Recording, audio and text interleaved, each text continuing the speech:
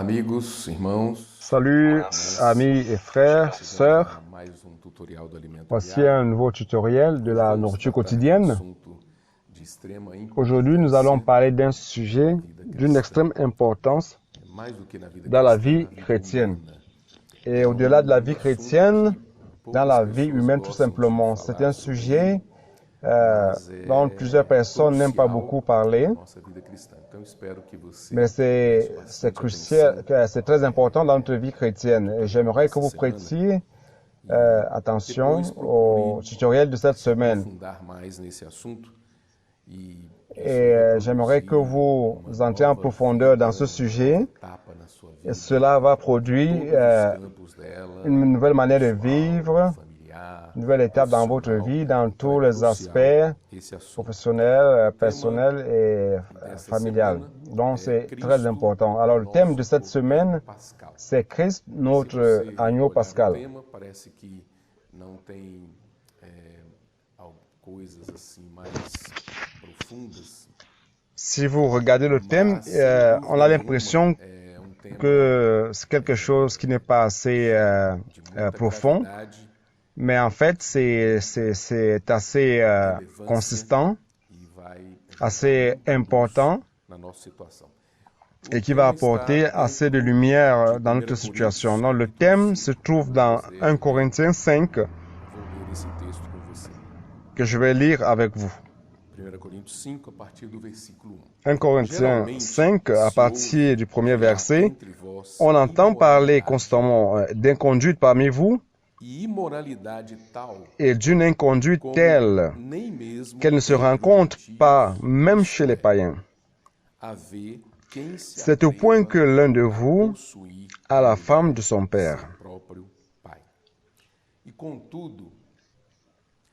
Et vous êtes enflés d'orgueil. Et vous n'avez pas plutôt pris le deuil, afin que celui qui a commis cet acte soit ôté du milieu de vous.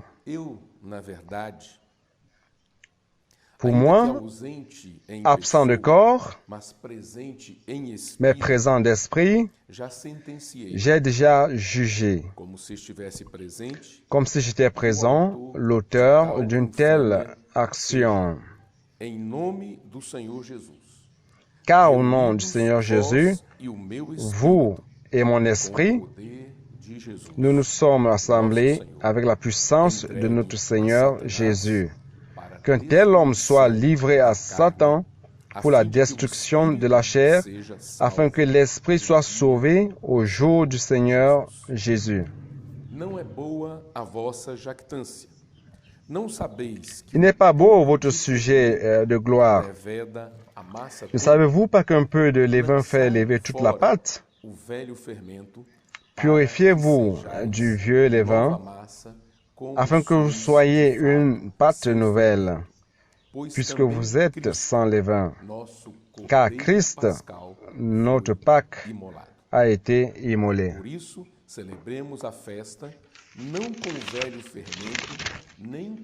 Célébrons donc la fête non avec du vieux levain, ni avec un levain de perfidie et de méchanceté, mais avec les pains sans levain, de la sincérité et de la vérité. Je vous ai écrit dans ma lettre de ne pas avoir de relation avec les débauchés. Ce n'est pas d'une manière absolue avec les débauchés de ce monde, ou avec les cupides, ou les accapareurs, ou avec les idolâtres. Autrement, vous devriez sortir du monde. Maintenant, ce que je vous ai écrit, c'est de ne pas avoir de relation avec quelqu'un qui, tout en se nommant frère, serait débauché, ou cupide, ou idolâtre.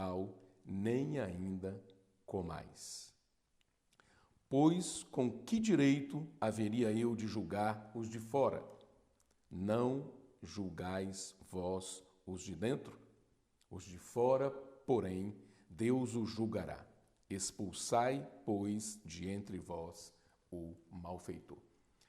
O apóstolo Paulo, ele tratou com bastante firmeza com severidade esse assunto, esse tema, porque a situação de Corinto, da igreja em Corinto, dos irmãos ali em Corinto, foi muito afetada pela vida das pessoas naquela cidade.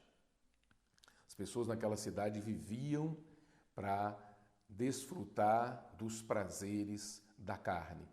E essa situação acabou entrando na vida da igreja. E aqui aconteceu uma coisa séria, mas tão séria, que eles não consideraram isso algo anormal. Por isso aqui ele diz, e não chegastes a lamentar. Então aqui Paulo está tratando de um assunto de alguém que cometeu um incesto, de uma pessoa que tomou a mulher do seu próprio pai. Isso é muito sério. Então, esse tipo de assunto você não ouve falar muito nas mensagens em geral, porque é um assunto grave, contundente e mexe muito com todas as pessoas. Mas é um assunto importante e precisa sim ser tratado, nós precisamos lidar com ele e com toda a seriedade, ao mesmo tempo com toda a calma, porque nós vamos ver ao longo dessa semana, no alimento diário, que você tem um grau também para poder lidar com essa situação e um tempo para você lidar com ela. Então, nada aos extremos, nada é feito de forma exagerada. A disciplina, o tratamento, lidar com o assunto, com esse tipo de situação na igreja, com pessoas que estão nessa situação, é necessário, mas nós precisamos fazer isso com muito amor, com muito carinho, e o apóstolo Paulo procurou fazer isso de uma forma muito adequada. Então, a maneira adequada na segunda-feira de lidar com problemas na igreja. Então, esse é um problema que nós precisamos saber como lidar. E na igreja, nós não podemos atuar como professores, como meros mestres, dando aula, ensinando. E a pessoa fez alguma coisa errada, você coloca de castigo. Se persistir, você coloca para fora da sala de aula ou expulsa da escola. Não. Nós precisamos lidar com os assuntos espirituais como pessoas espirituais. E, como servos de Deus, nós devemos admoestar os irmãos como pais a filhos. Então, quando um pai admoesta o seu filho, disciplina o seu filho, ele faz isso para que o filho seja corrigido, para que o filho possa progredir, para que o filho possa avançar na vida dele, no viver diário dele, e não para reprovar o filho, não para descartar o filho. Então, nós devemos conduzir esse assunto de uma maneira com muito amor, com muita clareza, com muita firmeza, com muita sobriedade. Então, devemos conduzir-nos, na segunda-feira diz, como pais que têm o desejo de solucionar o problema dos filhos. E que mesmo quando vem a necessidade de aplicar uma disciplina, seu objetivo não é o castigo em si, mas a restauração da comunhão com Deus e com os irmãos em Cristo, que porventura tenha sido perdido. Olha, segunda-feira é extremamente importante, porque nos mostra a maneira adequada de lidar com os problemas na igreja. Na terça-feira, mostra a falta de sensibilidade ao pecado. Isso é uma coisa grave, é uma coisa séria. Quando você se acostuma com o pecado, com uma vida longe de Deus, é uma vida alheia a Deus, e as coisas vão acontecendo na sua vida e você não lida com essas coisas. Então, a liderança da igreja precisa ter grande sensibilidade e cada irmão, cada irmã da igreja precisa ter essa sensibilidade com respeito ao pecado. Não podemos considerar uma coisa normal no nosso meio. Nós fomos chamados por Deus, que é santo, para ser pessoas santas, para ter uma vida santa, em santidade. Então nós temos muitos problemas porque nós misturamos as coisas e perdemos a sensibilidade ao pecado. Então, achar todo tipo de situação normal é permitir que elas entrem na igreja. Nós temos que olhar as coisas como de fato elas são. Então, que o Senhor possa nos dar esta sensibilidade. E aí, o autor nos ajuda a ver qual a visão de Deus sobre o mundo, sobre essas coisas, que muitas vezes nós consideramos normais. Tentamos até tapar o sol com a peneira. Mas olha só, qual a visão que você tem do mundo hoje? Em Apocalipse, nós temos algo interessante. Aqui diz o seguinte, eu vou ler para você.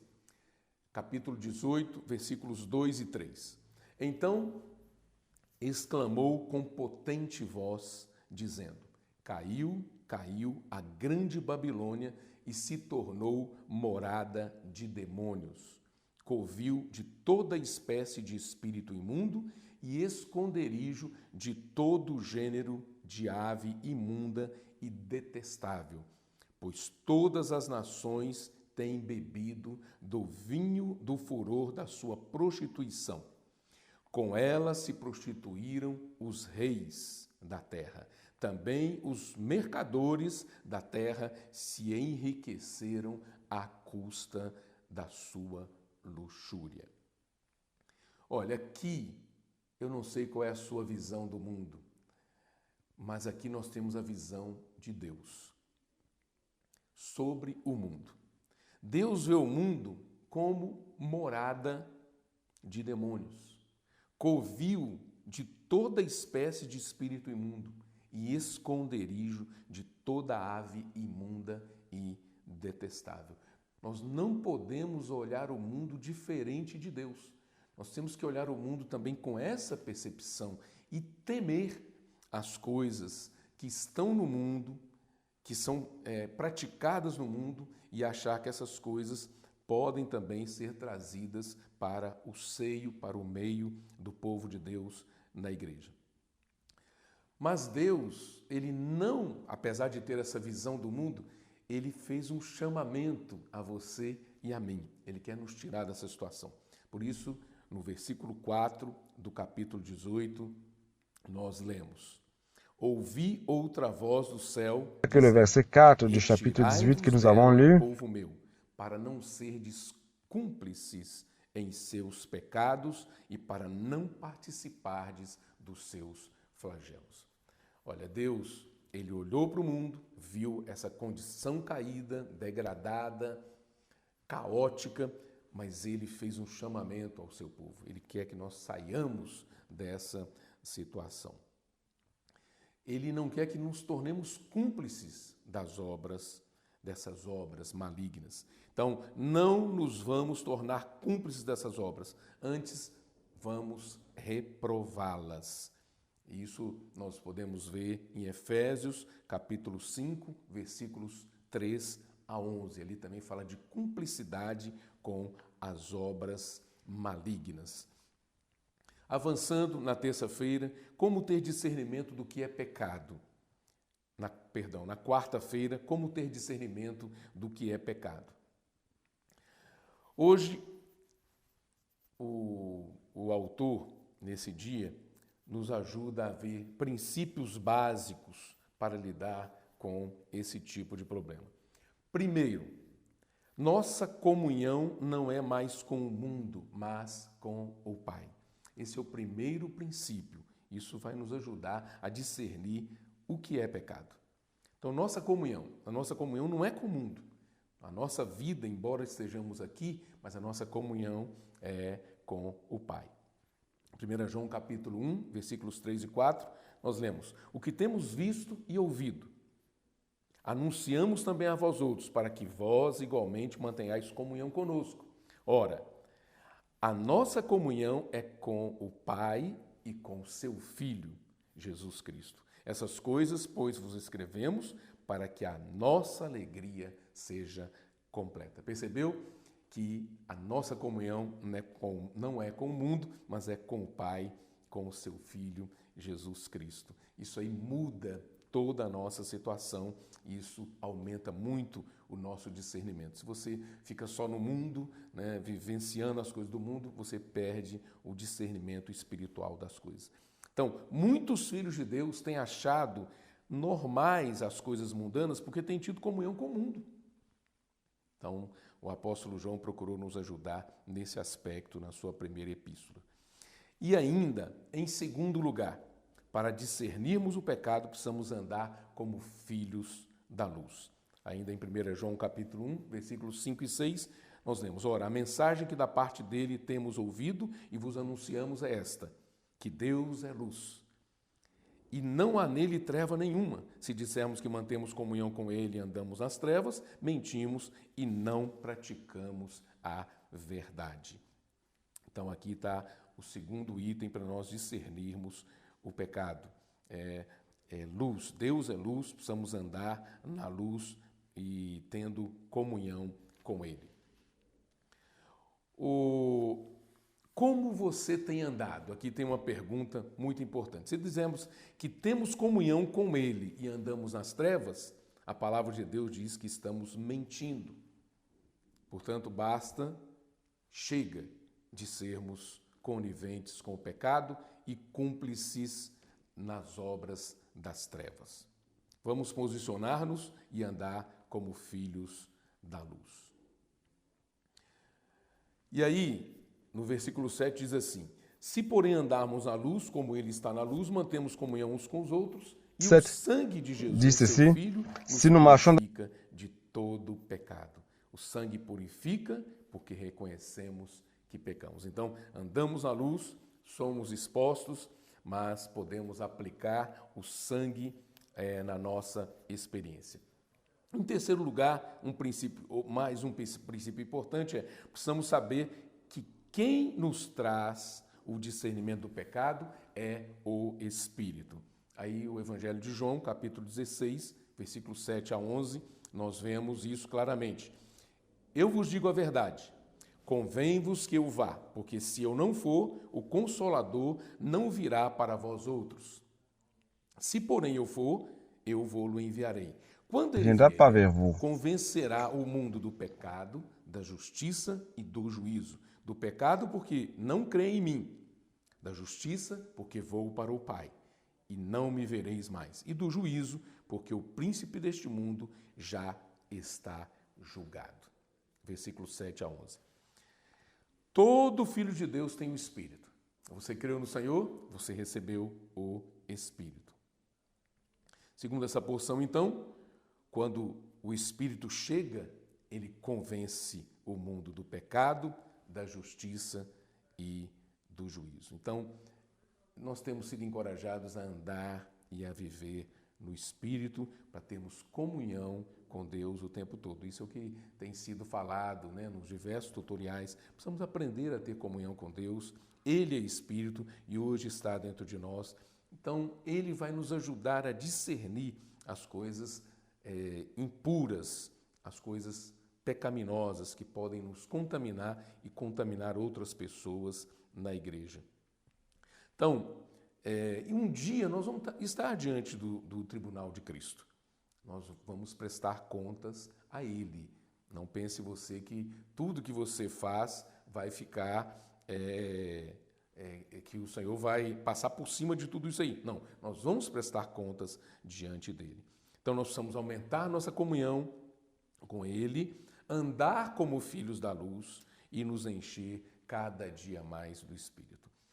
Na quinta-feira, nós vamos, o autor nos ajuda a ver o assunto da disciplina na igreja. Então, ele vai falar quinta e sexta-feira como lidar com esse assunto. Como fazer isso? Nós devemos fazer, em primeiro lugar, no Espírito.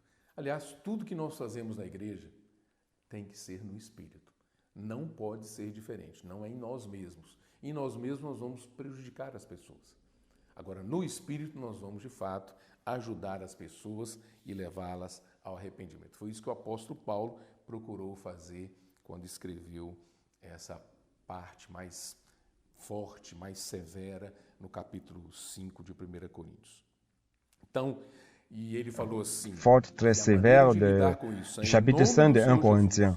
Reunidos Alors, il a vós dit, e o meu espírito e com o poder de Jesus, nosso Senhor. Nós precisamos seguir essa linha de ação que o apóstolo Paulo adotou e levar as coisas em comunhão com o Senhor, no Espírito e usando o poder do Senhor.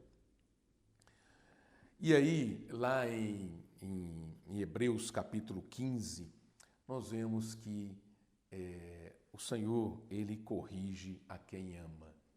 Então, se nós não ajudamos os irmãos, nós temos que perguntar, será que nós de fato amamos os irmãos? Nós temos que passar coisas graves na igreja, será que isso aí é amor mesmo? Não podemos ser políticos na igreja, devemos sim amar os irmãos e ajudá-los de uma maneira real, de uma maneira eficiente e manter a santidade no nosso meio, na vida da igreja. Então, o objetivo da disciplina, nós já vimos, mas vale a pena insistir, reforçar. Não é o castigo, mas é conduzir o filho ao arrependimento. É isso que nós vemos em Hebreus capítulo 12. Então, a motivação da disciplina é o amor, porque Deus disciplina a quem ama. A disciplina é necessária para despertar o pecador e conduzi-lo ao arrependimento, mesmo que ela não seja vista com alegria no momento em que é aplicada. Devemos sempre aplicá-la no Espírito, conduzindo os irmãos para o Espírito, em nome de Jesus e em seu poder. Olha, se nós fizermos isso, nós vamos manter a igreja e os irmãos numa situação normal. Aí, a parte 2 da disciplina, na sexta-feira, fala do grau de disciplina e a sua duração. Qual é o grau de disciplina? Qual a intensidade dessa disciplina? E quanto tempo deve durar essa disciplina? Não é? Às vezes a pessoa foi disciplinada, se arrependeu, pediu perdão, quer ter um novo começo, mas nós mantemos essa pessoa ali de molho, né, por tempo indeterminado. Não, tem um tempo, sim, de disciplina. Então, Paulo procurou fazer isso e quando fez, aí na segunda carta dele aos Coríntios, ele procurou mostrar, isso causou tristeza nele, isso causou tristeza também em toda a igreja, e ele falou assim, para que eu não seja demasiadamente áspero, digo que em parte a todos vós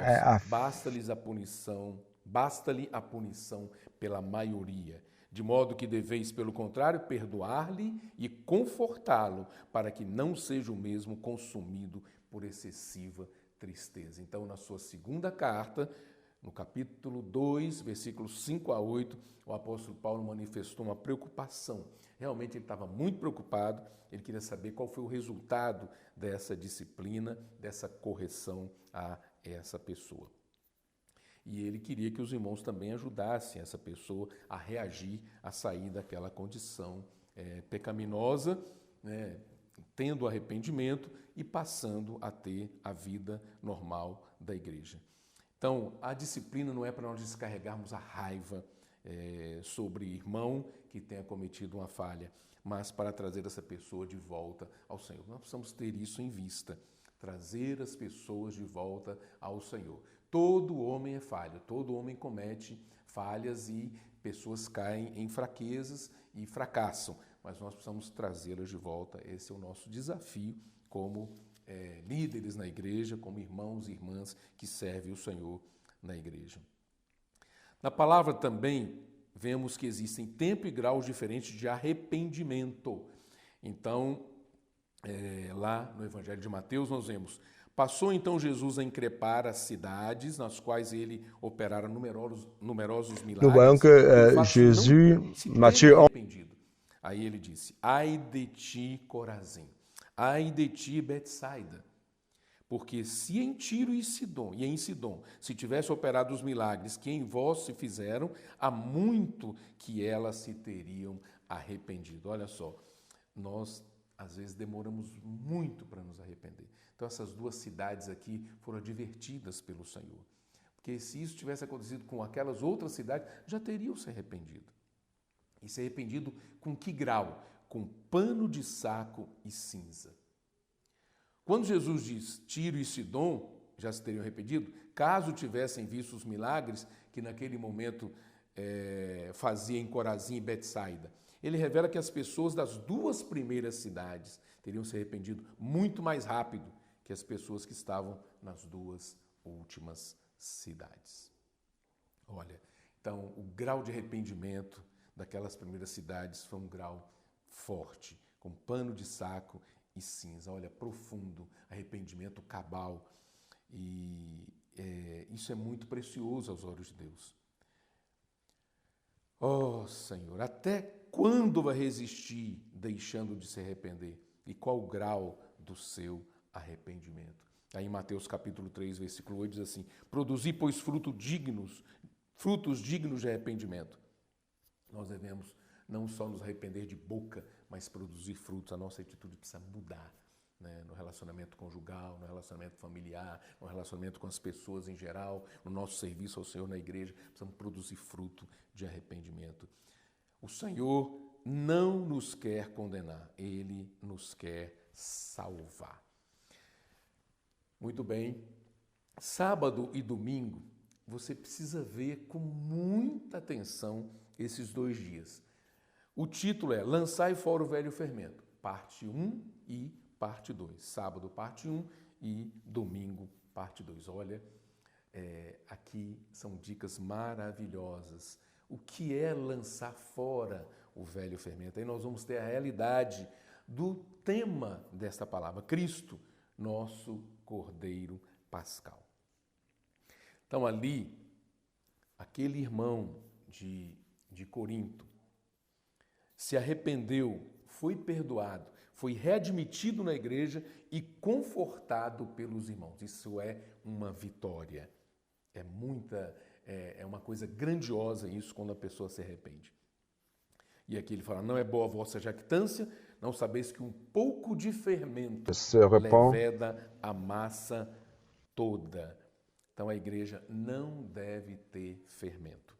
Lançai fora o velho fermento, para que sejais nova massa, como sois de fato sem fermento. Pois também Cristo, nosso Cordeiro Pascal, foi imolado. Esse texto foi o que nós lemos no início deste tutorial. Na noite que foi estabelecida a Páscoa, e isso está registrado lá em Êxodo, capítulo 12, lá no Antigo Testamento, segundo livro, né? Então, um cordeiro deveria ser morto e o seu sangue aplicado nas ombreiras e verga das portas, e então os israelitas comeriam a carne assada no fogo com pães asmos e ervas amargas. Essa aí foi uma sombra, né? Isso aí que foi registrado lá, na verdade, era uma sombra do que Cristo mais tarde passaria por nós. Ele morreu na cruz por nós. Então eles deveriam comer como? De lombos cingidos, sandálias nos pés e cajado na mão. Aí diz lá, comê-lo-eis à pressa, é a Páscoa do Senhor. E depois de comer o cordeiro, eles sairiam do Egito, né? Eles estavam prontos para sair do Egito, que representava o mundo, e depois teria 7 dias de pães asmos. Isso significa que, sim, saímos do Egito, mas ainda 7 dias de pães asmos, ou seja, vamos continuar comendo pão sem fermento. Tirar todo o fermento do meio da igreja. Então, vai haver um processo de desintoxicação, tirando aquelas impurezas. Tudo aquilo que foi acumulado em nós vai saindo durante esse período. Então, nós precisamos, na igreja, nós partimos o pão todos os domingos, né? Primeiro dia da semana, algumas igrejas fazem isso todos os domingos. Mas esse não pode ser apenas um ritual religioso, mas deve ser a nossa realidade. É como se a gente estivesse comendo a Páscoa ali do Senhor, tomando o Senhor como a nossa Páscoa, saindo do mundo, saindo do Egito, saindo da confusão, saindo da idolatria, saindo do pecado. E depois, durante a semana, devemos continuar tomando Cristo, né, como um pão sem fermento, sem levedo. E a gente sabe que é muito difícil no nosso dia a dia, porque o mundo hoje é um sistema muito bem organizado e ele faz tudo para poder nos tirar da presença de Deus. Então hoje nós temos coisas aparentemente boas, né? A televisão com seus diversos programas, né? O televisor, computador, né? Com a internet, os smartphones. Então, muitas vezes nós usamos essas coisas e comemos pão com fermento ao longo da semana. Nós nos misturamos, infelizmente, com o mundo ao longo da nossa semana. E aí a gente vai tentar reproduzir os personagens dos filmes, das novelas, dos programas que a gente assiste. Vamos tentar reproduzir isso também na nossa vida. Isso é muito ruim para o Filho de Deus. Precisamos pedir para que o Senhor nos liberte dessas coisas. Aí daqui a pouco eu vou querer me separar do meu cônjuge. Eu não vou achar que não sou mais feliz com ele, eu vou querer outra pessoa, porque o mundo está plantando isso na minha vida por meio desses instrumentos, essas ferramentas. Então, que o Senhor tenha misericórdia de nós. Vamos tirar o fermento das nossas casas. Para isso, vamos comer Cristo, né, como nosso Cordeiro e ganhar forças para abandonar todo o fermento, todo o pecado e dar início a uma nova vida. Gente, nós precisamos viver agora como filhos de Deus, como filhos da luz, sair das trevas, sair do pecado. Então esse é um aspecto do fermento. São coisas pecaminosas, coisas grosseiras, que o mundo falou para nós, isso é normal, isso é comum, todo mundo faz, você também pode fazer. Não, são coisas sérias e graves diante de Deus. Deus não vê isso, a maneira que Ele vê isso com muita gravidade, com muita seriedade, Ele não vê com bons olhos, jamais. E a parte 2 de lançar fora o fermento é uma coisa mais sutil. Você precisa prestar muita atenção, porque aqui tem um aspecto sutil, que não está relacionado com pecados, coisas grosseiras, mas são coisas que também nos distraem, que colocam impureza em nós. Então, nós podemos ver aqui, olha, em Êxodo, diz assim: disse Moisés ao povo, lembrai-vos, capítulo 13, versículo 3, lembrai-vos deste mesmo dia em que saístes do Egito. Moïse dit au peuple, rappelez-vous da casa da servidão, pois com mão forte o Senhor vos tirou de lá, portanto não comereis pão levedado. Olha, na continuidade, você saiu do Egito, eu saí do Egito, saímos do mundo, então nós precisamos tomar muito cuidado. Não comereis pão levedado. Agora é nossa vez de lançar fora o fermento de dentro de nossas casas. Não podemos nos conformar com isso. 7 dias comerás pães asmos, e ao 7º dia haverá solenidade ao Senhor. 7 dias se comerão pães asmos, e o levedado não se encontrará contigo, nem ainda fermento será encontrado em todo o teu território. Naquele mesmo dia contarás a teu filho, dizendo, é isto que o Senhor me fez quando saí do Egito. Olha, nós vamos dar esse testemunho para as próximas gerações, para os nossos filhos. E eles precisam ver isso não apenas da nossa boca, da boca para fora, mas precisam ver isso também nas nossas ações, nas nossas atitudes, no nosso dia a dia. Então, os pais precisam ficar bem atentos a esse assunto. Não é uma questão só de falar para os filhos das maravilhas, mas também se posicionar diante dessas situações. Vamos lançar fora o fermento da nossa casa. Então, o fermento não é só o pecado. Então, domingo, ele vai tratar aqui também de outras coisas. Como, por exemplo, o Senhor, quando ele falou sobre esse assunto, né, o apóstolo Paulo falou assim, no capítulo 5, versículo 8. Le Seigneur, lorsqu'il a parlé de ce sujet, com o velho fermento, né, não com o fermento da 5, maldade, da malícia, verset com 8, os asmos da em Corinthiens. sinceridade e da verdade. Ou seja, o fermento representa coisas falsas, coisas que não são verdade, que não são reais. É mentira. Então, o fermento aqui está em oposição à sinceridade. Está associado aos ensinamentos hipócritas dos fariseus mencionados pelo Senhor Jesus em Mateus 16, versículo 6 e versículo 12. E lá em Lucas capítulo 12, é interessante observar isso aqui. O Senhor Jesus diz assim: acautelai-vos do fermento dos fariseus, que é a hipocrisia. Méfiez-vous du ferment des pharisiens, qui est l'hypocrisie. Savez-vous c'est quoi l'hypocrisie? Você mostra para as pessoas que você é uma coisa, mas na verdade você é outra. Isso é fermento. Então, os fariseus naquela época, eles eram essas pessoas. O Senhor falava para eles: olha, vocês falam uma coisa, mas vocês não sustentam essa palavra de vocês por meio do viver de vocês. Então, o Senhor repreendeu de forma severa os fariseus naquela época.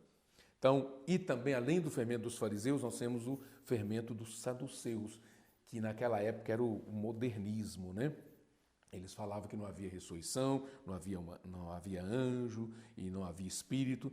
Então, hoje nós temos muitas ideologias, né? Os pensamentos modernos ligados ao fermento dos fariseus.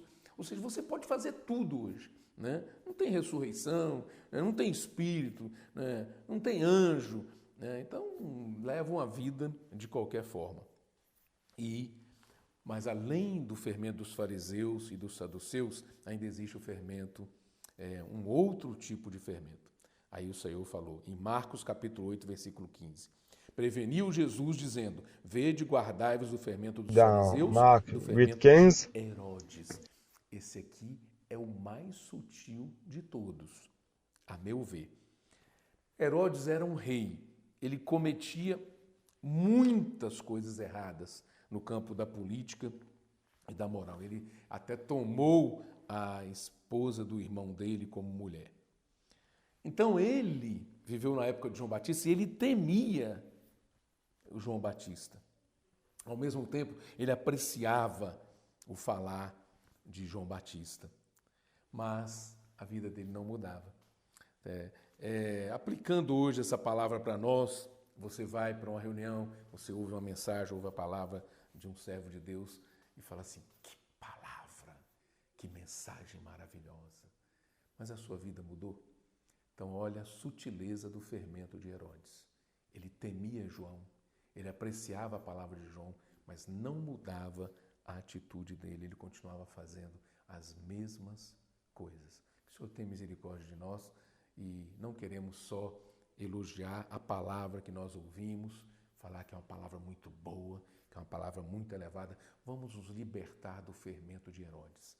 Vamos nos libertar do fermento dos fariseus, que é a hipocrisia, dos saduceus, que é a modernidade, e do fermento de Herodes, que mostra que a palavra é bonita, palavra elevada, que mensagem, que reunião, mas não tem uma mudança de vida. Então nós devemos tomar muito cuidado. E o apóstolo Paulo, ali no final de 1 Coríntios 5, ali nos versículos 9 a 11, mostra que esse tipo de pessoa que vive assim, nós não devemos nem nos associar a elas. Então, é claro, não vamos nos afastar das pessoas. Vamos ajudar as pessoas a sair dessa situação. Se elas quiserem continuar assim, tudo bem, é uma decisão delas. Mas aqui, principalmente os irmãos, vamos procurar o máximo ajudar os irmãos a se arrepender, levar os irmãos ao arrependimento. Aí vamos celebrar a festa com Cristo, como nossa Páscoa e ter um viver comendo pão asmo. Que Deus nos abençoe.